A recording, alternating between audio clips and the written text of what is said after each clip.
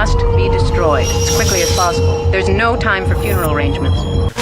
You're gonna love my nuts. Watch this. One finger. If I can do it with one finger, you guys can do it with your whole hand. Kids can do it. This is the heart and soul of rock and roll with Wolfman Jack on KRLA.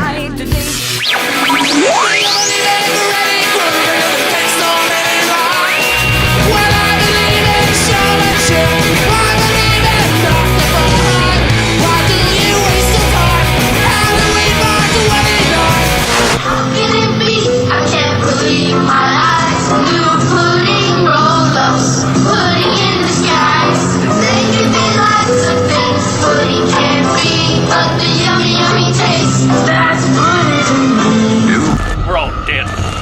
This is not only a local or a regional phenomenon.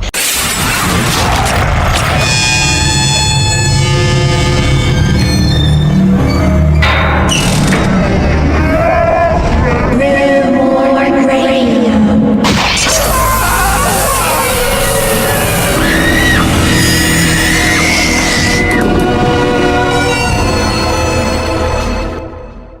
Evil rules, you know. It really does. Evil and violence are the only two measures that hold any power. Look at the world. Chaos. Calabrese.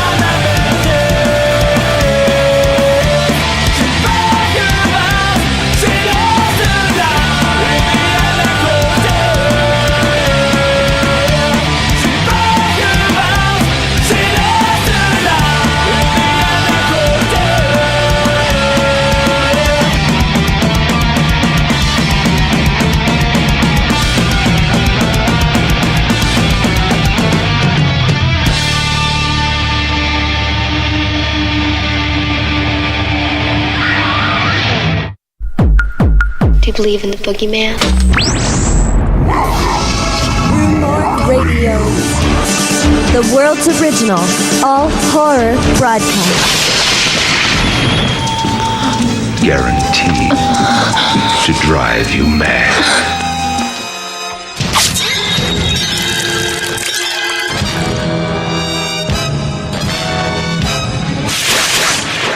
Busted.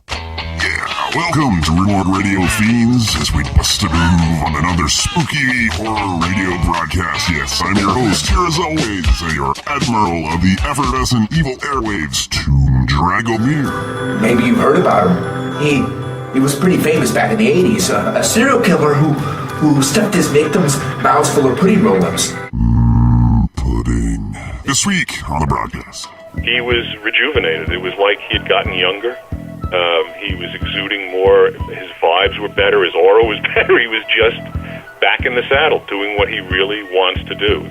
I think that's, doing these indie films, smaller, is where he's most comfortable. We're talking Documents of the Dead with ROY FRUMKES as ROY FRUMKES returns.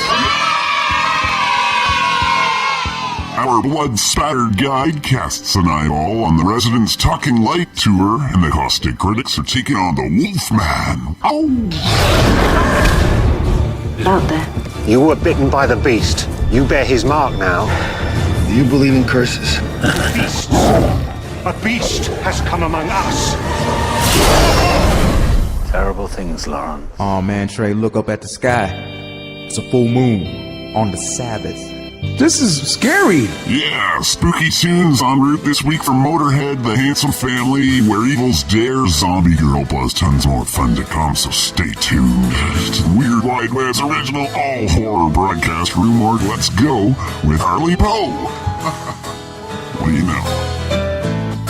A Monday, little children, little girls and boys, wrap my hands around their throats till they don't make a noise. Tuesday, torture animals, cut off small birds' wings, watch them as they bleed to death, then they don't sing. Wednesdays, I defecate on the priest's front door, and if the priest, he does complain, I just do it some more. And Thursdays, I Molotov the local orphanage home. I love those little orphans, char them to the bone. 'Cause I'm terrible, terrible, should it be allowed to sing my songs of build to a decent crowd? 'Cause I'm terrible, terrible, should it be allowed to sing my songs of build to a decent crowd?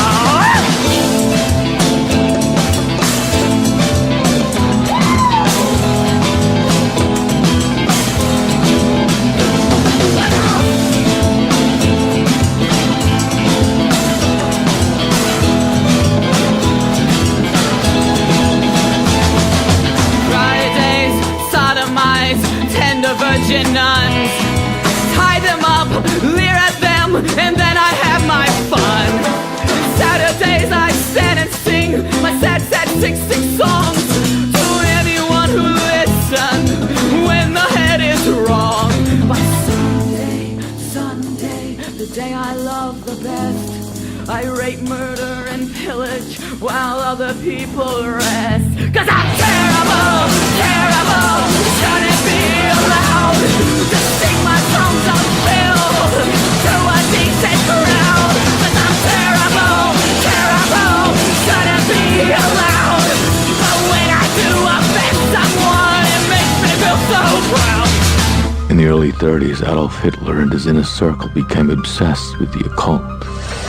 Nazi agents traveled the globe in search of ancient Nordic relics known as runestones. The symbols inscribed on these stones were said to describe the path to immortality. When you rule the blood, death is no longer the end. Blood Creek. Feedback at FRUMKES coming up soon. Stick around. Here's Zombie Girl, the ones who walk at night. All right. A mistress of the dead, I'll roam the street and find my love in tricks and treats. It's safe tonight to walk as a moon. It's safe tonight, it's Halloween. I will smile and grin as I take my treat, because it won't be long until you walk with me. When I taste your heart and your mind is clean, for you every night will be Halloween. For you every night will be Halloween. I can see you there. I can see you there, within the crowds, all bags of sweetness under the shrouds. Behind your mask, you cannot hide. Behind your mask, you cannot hide. Behind your mask, I'll creep inside. Behind your mask, you cannot hide. Behind your mask, you cannot hide. Behind your mask, I'll creep inside. Behind your mask, I'll creep inside. Medical authorities have concluded that in all cases, the killers are eating the flesh of the people they murder. Repeating this latest bulletin just received moments ago, civil defense authorities have told newsmen that murder victims show evidence of having been partially devoured by their murderers. Let me loose inside your head. Let me loose inside your head. We'll be together as living dead. Living dead. Creatures like us will walk in the night. Creatures like us walk in the night. I will hold you close as I take my treat. It won't be long until you walk with me. Creatures like us will walk in the night. Creatures like us walk in the night. When I taste your heart and your mind is clean, for us, every night will be Halloween.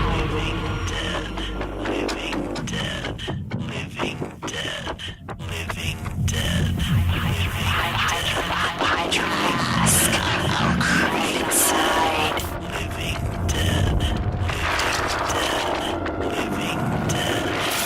Creatures like us. It's human beings who High turn for the coat. I tried to explain this to you several times. The guys in the crew are going crazy. A couple of them have flown the coop already. I don't know how long we're going to stay in the air. These are things, forget that these are human beings. Who's on camera? Who the hell's on camera? Who the hell is on camera to a Roll the rescue station. We just got a report that half those stations have been knocked out. Give me another list. Sure, I just pull it out of my ass, right? I don't believe the dead are returning to life. I'm not so you believe the dead are returning to life and attacking the living. I'm not so sure what to believe, Doctor. All we get is what you people tell us. And it's hard enough to believe. It's fact. It's hard enough to believe without you coming in here and... You're not running a talk show here, Mr. Berman. You can forget pitching an audience the moral bullshit.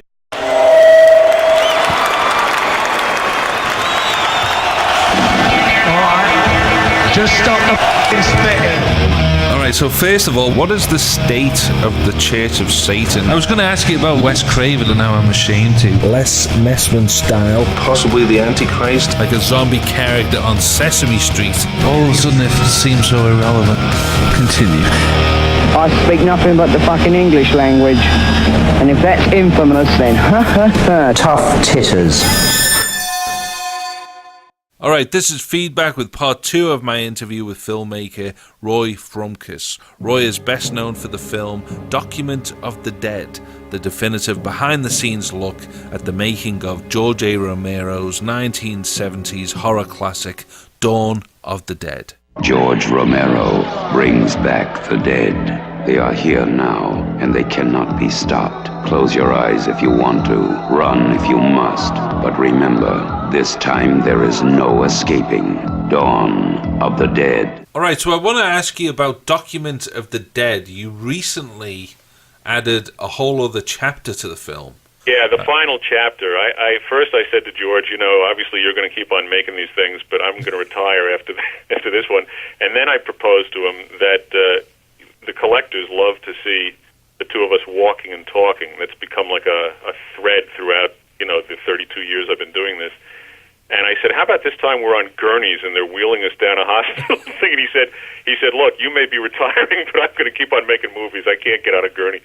So that idea was nixed. But it has a lot of new stuff. I mean, I had to go in a very different direction. I mean, the first one was kind of a teaching film, and it had somewhat of a pedantic, voiceover. Its flaws were mainly budgetary, while its virtues were clearly visionary, earning it popular success as a horror film and a cult following for exploratory uses of genre and technique. The second one was kind of a pure documentary on the set of Two Evil Eyes. So is this the end? I don't know. The zombies are a little smarter, but I'm getting dumber by the day. But the third one, something strange has happened, which is that when I did the original Document of the Dead in 1978, I was the only one there. There was a 3-month shoot, and I was alone. They didn't have DVD yet. They didn't have Laserdisc yet. They didn't have making of documentaries for independent films. Mine was the first. So there were no other documentary crews there, so I had complete freedom. But in this last 10 years, I mean, when I went up to Land of the Dead, when I went to Diary of the Dead, and when I went to Survival of the Dead, I would get there and there'd be 3 other documentary crews walking around, and they'd be following me, because they figured I'd be picking the best locations to shoot from. So I realized real quickly that no footage I was going to get on the set was going to be that unique. I couldn't quite do what I used to do. So this final chapter, I'm telling you, goes in a very different direction. I like it, but I had to find things that no one else could get. I'm curious what your thoughts are on the last 3 Romero zombie movies, specifically with how the last 2 compare with Land of the Dead, because they've been touted as more of a return to his independent roots. Yes, I can tell you from having been on the sets of the 3 that Land of the Dead, being kind of semi-Hollywood funded and supervised, was a strain on him. He really comes from a purely independent psyche. Like, he likes a family group there. He just wants to know everyone that he's working with. He wants this kind of easy, languorous control of everything, and he's very sharp and really knows what he wants. And Land wasn't being quite done that way, and there were lots of, even with that large budget, it wasn't enough to do what the script wanted, and I'm not sure that was a terribly pleasant experience for him. They're mindless walking corpses, and many of us will be too if you don't stay focused on the task at hand. Zombies, man. They creep me out. A few years later, when I was on the set of Diary, he was rejuvenated. It was like he had gotten younger. He was exuding more. His vibes were better. His aura was better. He was just back in the saddle, doing what he really wants to do. I think that's, doing these indie films, smaller, is where he's most comfortable. Well, in addition to freedom, it gives you a different perspective. You're not so much a victim of trends, of popular thinking. Survival of the Dead, that was brutal for me. I don't know. They were trying to get it started early to beat the winter up in Toronto. And I went up there, and I'd never been so cold. This is like living in Pittsburgh, if you can call that living. Yeah, I was actually on the set briefly. Okay, so, during one of the particularly cold, horrible, windy days that you probably experienced. Right? I mean, I couldn't bear it for more than an hour or two, and George is just having the time, he's just taking it all in stride. Because Toronto's where it's happening, man. The music, the film industry, the arts. Very interesting. So, what do I think of them? I do think it's a return to him, and I think if people look back far enough, if they can remember how different dawn was from night, it was stupefying, and so the difference between Diary and Survival is kind of like that. It's a pretty big leap in terms of conception. And I think that's great fun. I think, by and large, fans have been very negative to the last 3 Romero films. Why do you think that is?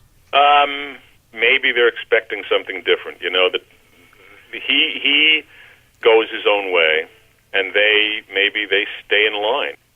Look, I was on the commentary track for the old Document of the Dead. I told off the fans for not coming to see Night Riders. I was appalled by their, deserting him in that way, and so I don't have an awful terrific regard for the fans as a mob. They're like zombies, But I think maybe in time, these films will gain more stature and they'll be re-examined differently. When I was on the set of Survival, I said, this is kind of a Western. He says, yeah.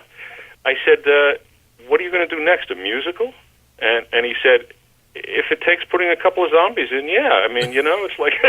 Well, I think with Survival, what's great is, George Romero is a huge fan of the Western genre, and now he's finally figured out he can make any genre of film he wants, except all he has to do is stick in a couple of zombies. That's exactly right, and it's exactly what he said. It was as if you were quoting him. That's right. And I think he's figured that out, and he plans on visiting genre after genre.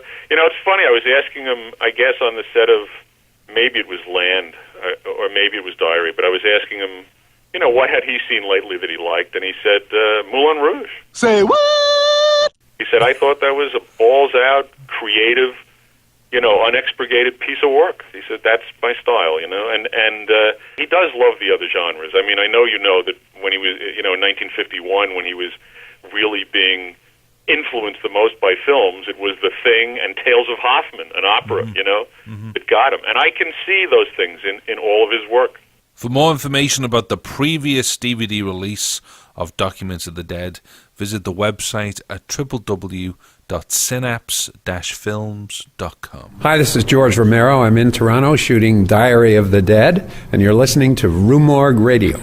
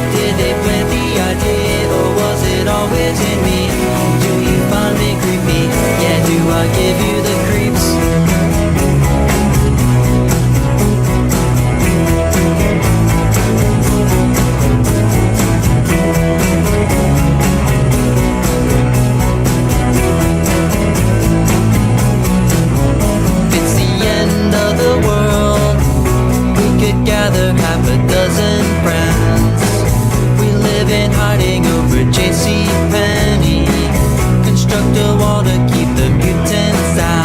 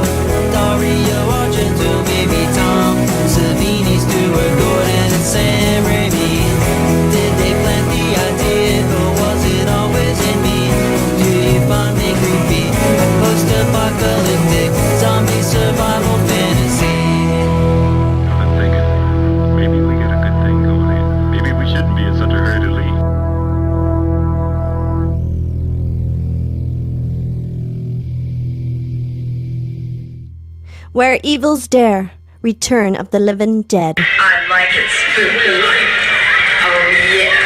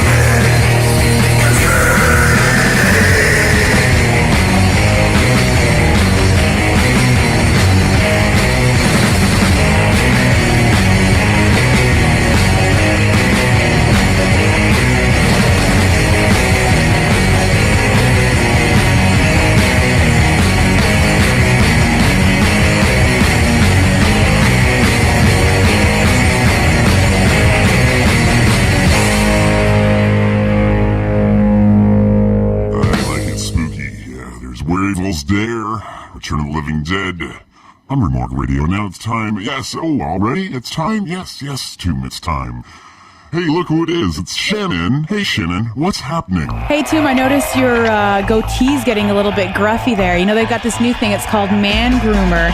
You actually can groom everything up there and down below, too. They say you'll get repeat customers. Don't know what kind of repeat customers you'll get, but apparently you'll get them. Hey, everyone, it's Shannon, and I've got what's happening horror-wise from around the world. February 27th at the San Francisco Center in San Francisco. It is the Women in Horror Con from 1:30 to 6. Jessie Lily Campbell from Mondo Cult Magazine will be there. Best part, admission is free. Go to lastdoorwayproductions.com for more details. March 20th at the Brattle Theater in Cambridge, Massachusetts, The Unknown will be shown with live musical accompaniment. The Unknown features the great Lon Chaney and was directed by Todd Browning. Tickets 15 bones. For more info on the band and the movie, go to brattlefilm.org. And Deadsploitation Cinema presents Catherine Bigelow's vampire movie Near Dark, starring Bill Paxton, Lance Henriksen, and Adrian Pasdar. Friday, March 26th at 9 p.m. at the Metro Cinema in Edmonton, Alberta. Go to deadfest.com for all the details. Should be a raucous good time. If you know of something that's happening horror-wise, let me know. Shannon at RueMorgueRadio.com. Oh, this Man Groomer's awesome. Oh, yeah. Check that out. Whew. All right, tons more show to go. Please stick around. There's the Arcade Doctors. Residents coming up in the BSG. My job just got a lot more interesting. It was Friday. I know this because it was poker night, and my boss said to me that he wanted to become a vampire, which I thought was an odd request at the time, but it seemed like he was so happy about it, I figured I might as well oblige him. So I took him down to the local Russian bar, and we had a conversation with Dimitri, who seemed like he was gonna look my boss up, but took him into the back and decided that he just wanted to suck his blood instead.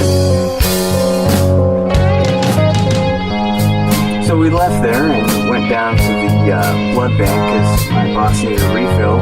And while we were there, we ran into a few stray guys on the street, and they had these really long fangs.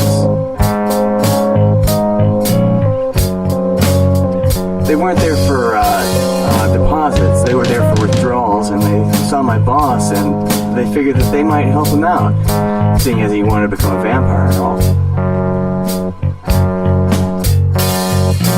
Looking for a vampire 9 to 5, just trying to stay alive.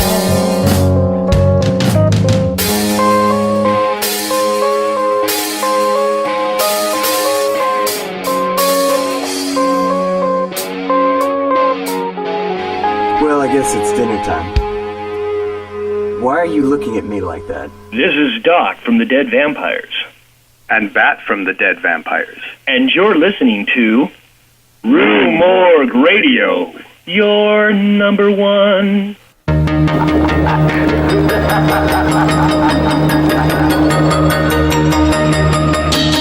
night is my domain.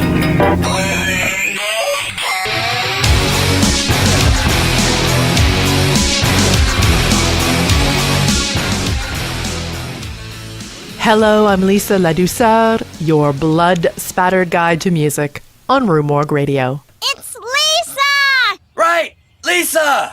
You're hardcore! Oh, he said I was hardcore. Whoa! If you're a regular listener to the show, and really, why wouldn't you be? Don't make me go get the crowbar. Anyway, the point is, if you tune into my segment, you know I have this thing called Bands to See Before I Die.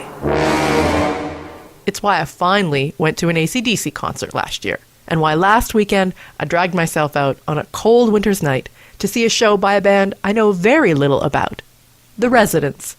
It's no surprise I don't know all that much about The Residents. Imagine if we never, ever learned who was behind the Kiss makeup. For more than 40 years and dozens of albums, they have managed to keep their identities a secret.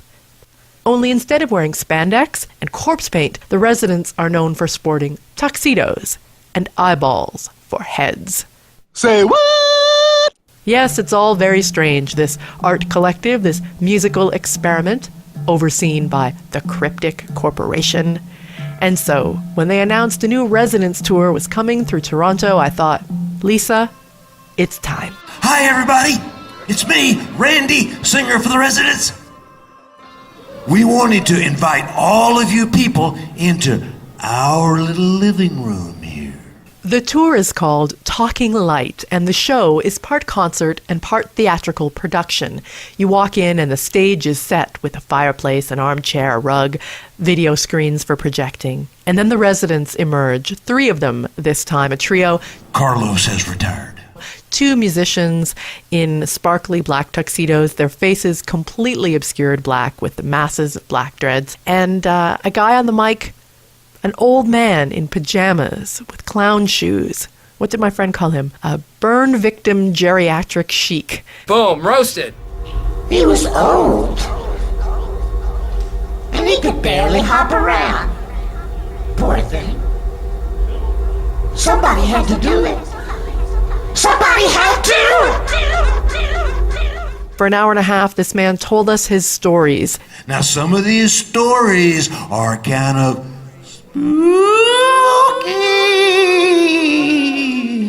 stories of children in coffins and serial killers, madness, mirror people that mess with your mind. The mirror people! I heard one, again, just the other day. He said, "Hi, Randy. My wife, Bonnie, she's one. They got her." It was all about death and memory, and told in reverse chronological order, like a kind of Benjamin Button in Pee-wee's Playhouse, if you can imagine. One night not too long ago, I had this dream where all of a sudden I started hearing this guy sing. The song was kind of familiar, but at first I couldn't figure out what it was, and then bingo, it hit me. It was the commercial for pudding roll-ups. And I kept having this dream over and over, and the more I heard it, the more I recognized who was singing the song. And it was like bingo again. The song, the singer was Hugh Enkelman, the pudding killer. Well, at this point, I was pretty upset, as you might imagine. What What's going on around here? Musically, it was ambient, eerie, ghostly, not so much noise rock as I was expecting, but that's what I've learned about The Residents. Not to expect anything, because you just never know. What else did I learn? They have a great sense of humor. It's a mirror.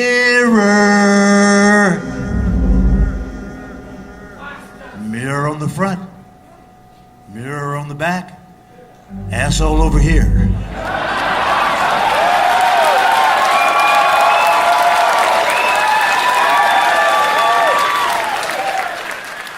And they are able to craft a really uncomfortable, dark, dreamlike environment, a real horror, I guess, without blood, without gore, without black eyeliner, just good musicianship and experimentation and imagination.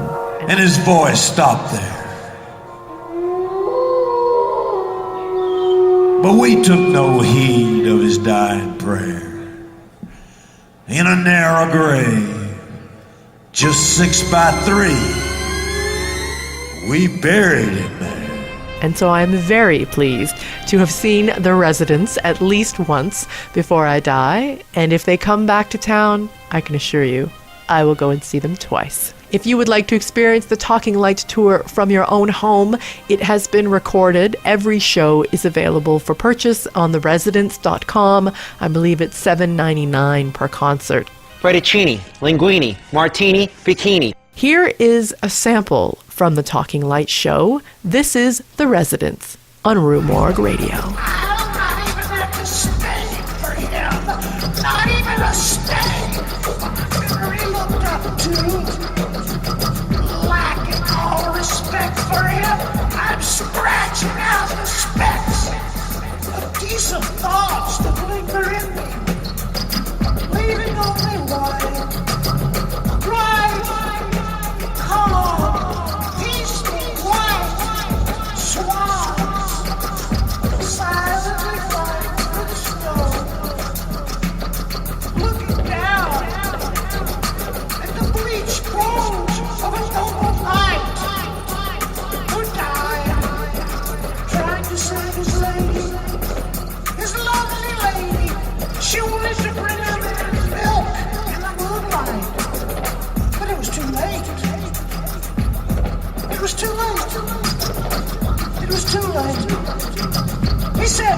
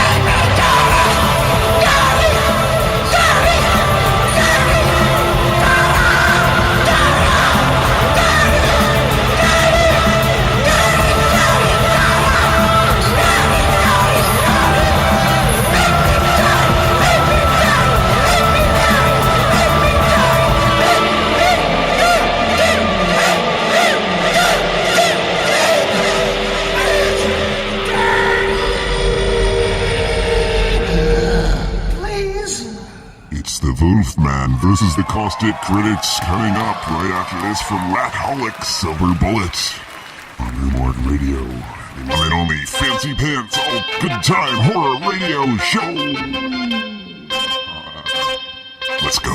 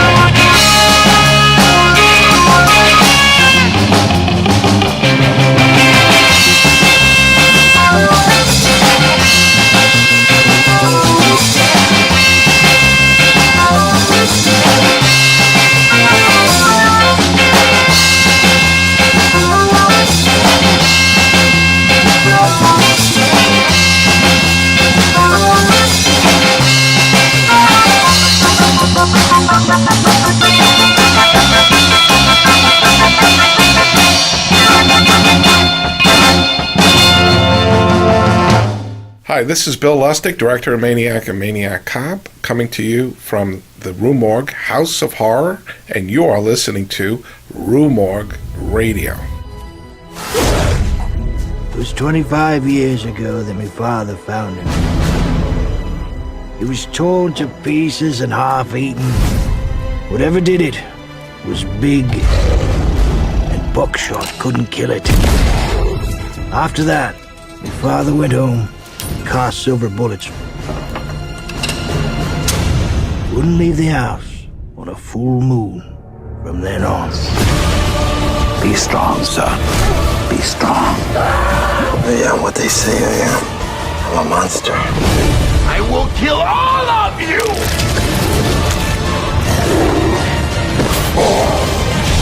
Let me help you.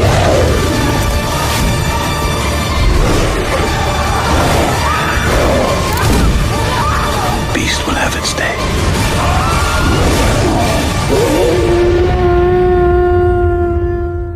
The Caustic Critics. Controversial, unrelenting, it's brutal, it's nasty, sensational. The worst of the worst. Offend everyone equally. Bolding. They're real. The stuffed shit scrapes off the bottom of its shoes. They're mean. So what was the actor's name? Oh god, what a plank he is. They're here. Are you ready? It's time for the Caustic Critics. They're here. Alright, this is feedback. And this is Last Chance Lance. And before we begin, Lance, what's up? Brother Lance, I gotta say, I'm inspired and impressed at the wonderful replies we got to our contest. Oh yes, from our flock. From our holy flock. It's an incredible, some of the wonderful godly words that poured out via email to us. So I've compiled them all, and they're on the Rue Morgue message board in the Rue Morgue Radio forum. So check it out, rue-morgue.com, and read some of these holy words of wonderful bliss. You're right on. Amen. Amen. They're 10 o'clock, 11 o'clock, preaching the word of God. Hallelujah. Worship and praise. And hallelujah. The devil's mad and I'm glad. Amen. Hallelujah. This week, we have to do this. We're reviewing The Wolfman. That's Lance trying to get his dog Zephyr to respond on cue. The best he does is he licks his balls when you do that. He trained him to lick his balls, which is a shameful and curious thing. Maybe we should move on.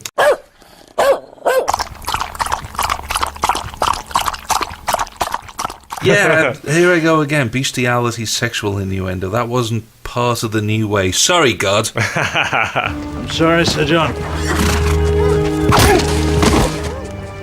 Be strong. The Wolfman. The Wolfman. Starring Benicio del Toro and Anthony Hopkins. A lot of people are not overly thrilled with this movie. I am. I liked it. Okay, you want to do a plot synopsis first? Go ahead, do one. For those who don't know. I can't believe I have to do a plot synopsis for the Wolfman movie. Anyway, here we go. Okay, so, turn of the century, late 1800s England, a man is killed on the moors by some kind of beast, or perhaps it's a lunatic, and his estranged brother returns home and promises the grieving widow he'll get to the bottom of it. And it turns out that it is a werewolf. He gets bitten, and you know the rest. The shit hits the fan. Wolves bite humans. You know the story. What was good? First of all, the cinematography. Amazing. Every frame of this thing drowns in atmosphere. Yeah. And is drenched in blood and guts. Sound is... Oh, that's it right there. The blood and the guts. This is a violent movie that has decapitation, guts strewn all over the place. Claws like coming up through the jaw, out through the mouth at one moment. Amazing. Really super violent. I was surprised. I was expecting a PG-13 treatment of this material. No way. No. This is hardcore. And for all of that great stuff, it is topped off by a magnificent performance by Anthony Hopkins. It's fantastic. Terrible things, Lawrence. You've done terrible things.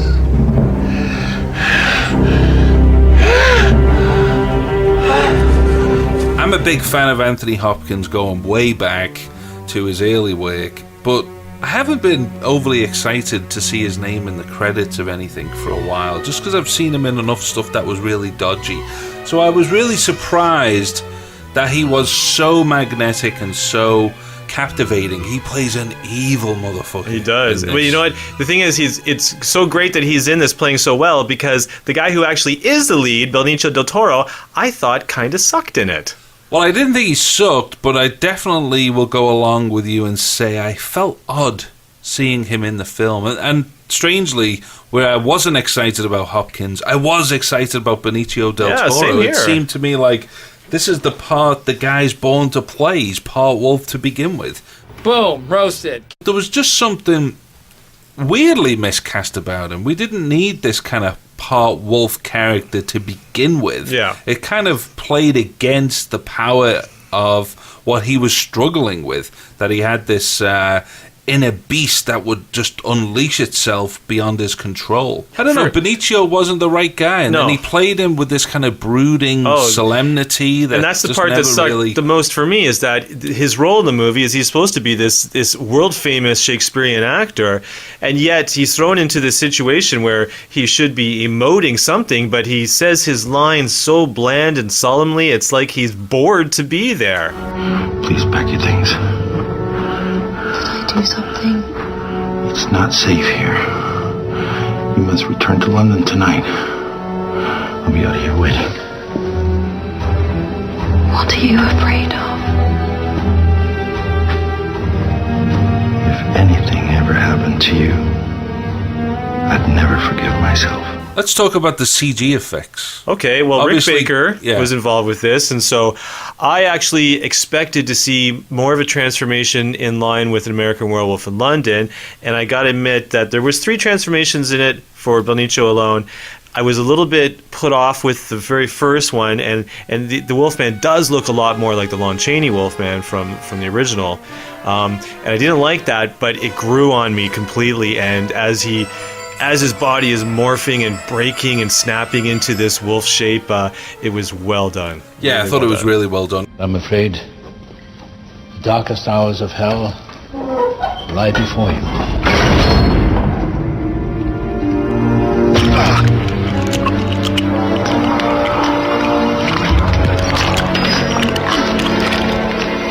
I knew going in we weren't going to see a practical effects prosthetic transformation sequence, despite the fact that Rick Baker's name was attached to the project. I think a lot of fans, horror fans, would have secretly hoped we would have seen that. But realistically, obviously CG exists now, and it's not overly surprising that they went with that technology.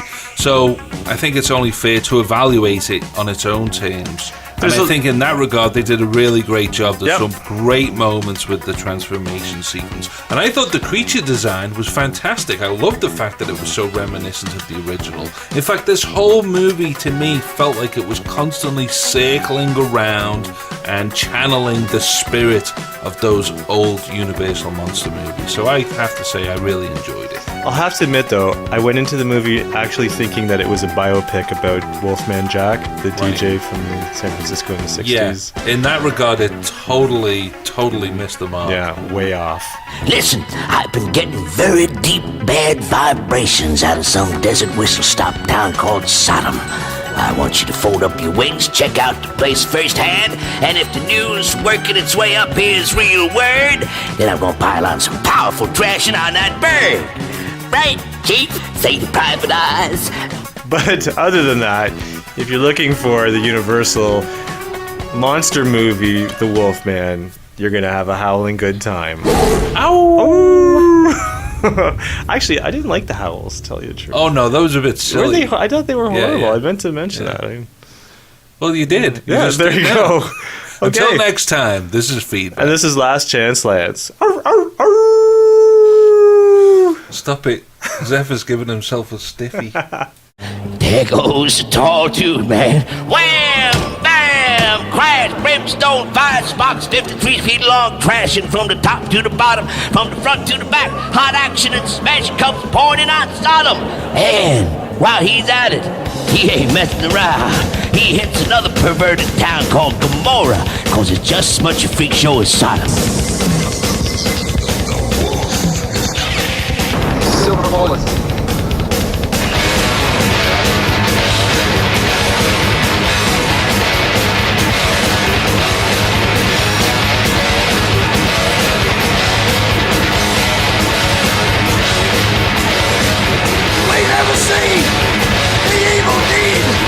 Nobody cares as long as they got what they need. Don't look for help. Under attack. Wrong guys and daggers gonna stab you in the back. The wolf is at your door. The wolf, wolf, wolf. Come on.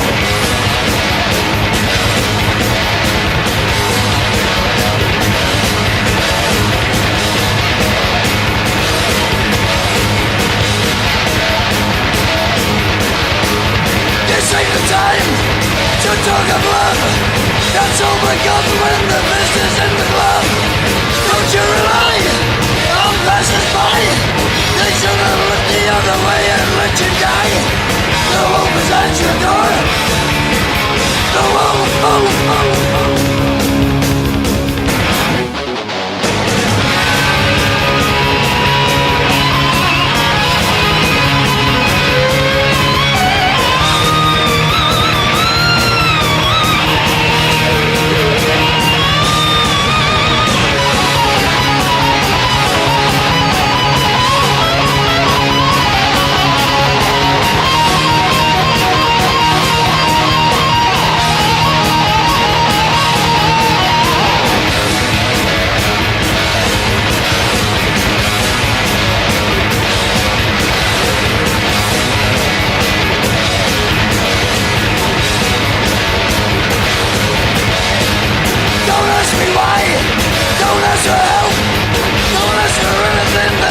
Do yourself. The wolf is here. He's at your side. You better fight him or it's you that's gonna die. The wolf is at your door. The wolf, wolf, wolf. Look out.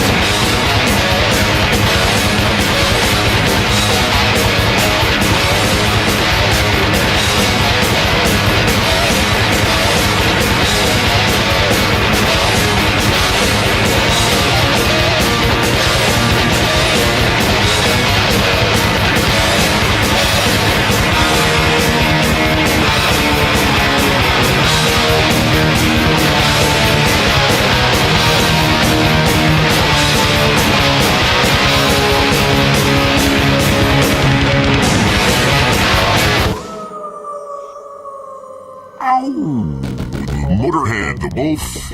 I am the Wolfman. But that's it, fiends. We're out of time. Thanks for tuning in to Rue Morgue Radio. Another great show. You can follow me on Twitter at DRAGOMIR. Send music submissions to 2926 Dundas Street West, Toronto, Ontario, and 61Y8 Rue Morgue Radio. Or drop me a line at zoom@RueMorgueRadio.com. Until next time, fiends.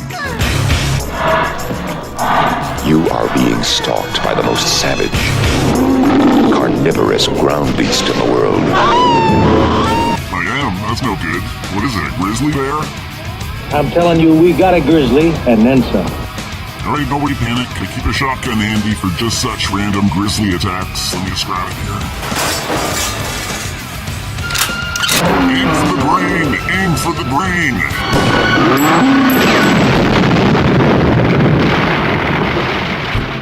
Until next time, fiends. Adios. After we shot the grizzly, after the airship crashed, after we lost the compass, after the radio went dead, we shot and ate the horses. We marched through deadly swamps, inside a limestone cave. I found a human skull. Yes, Mary, I found a human skull.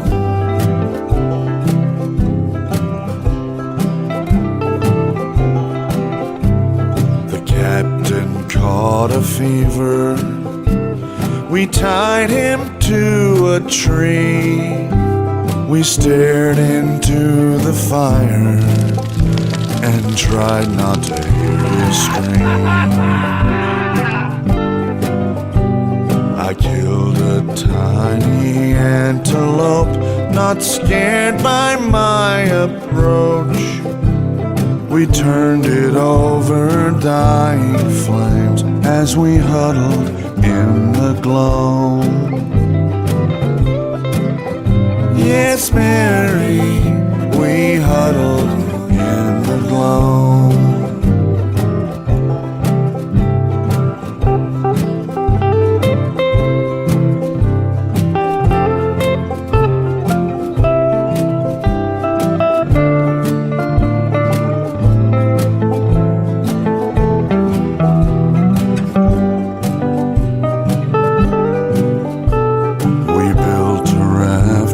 Skin and bones, only 5 could safely float. The others stood upon the shore. They screamed and threw sharp stones. Yes, Mary, they threw the sharpest stones.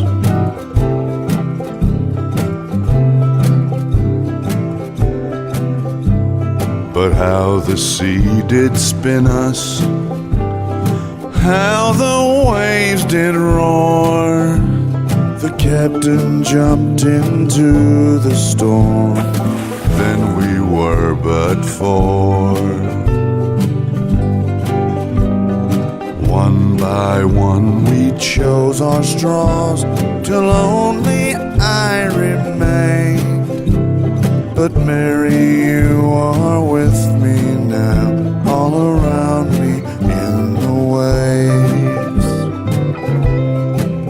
Yes, Mary, you are in the waves. We're stuck in the middle of the ocean. Oh, God. Oh. It's okay. It's okay. This can't be happening. Oh God, something's rubbing against my foot. Are you alright? Stay still. That's up. It's gonna be okay.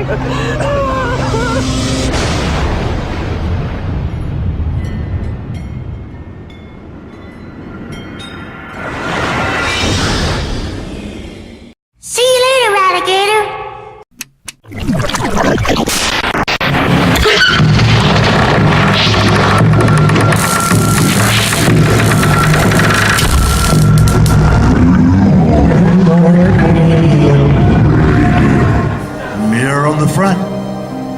Mirror on the back, asshole over here. Damn right.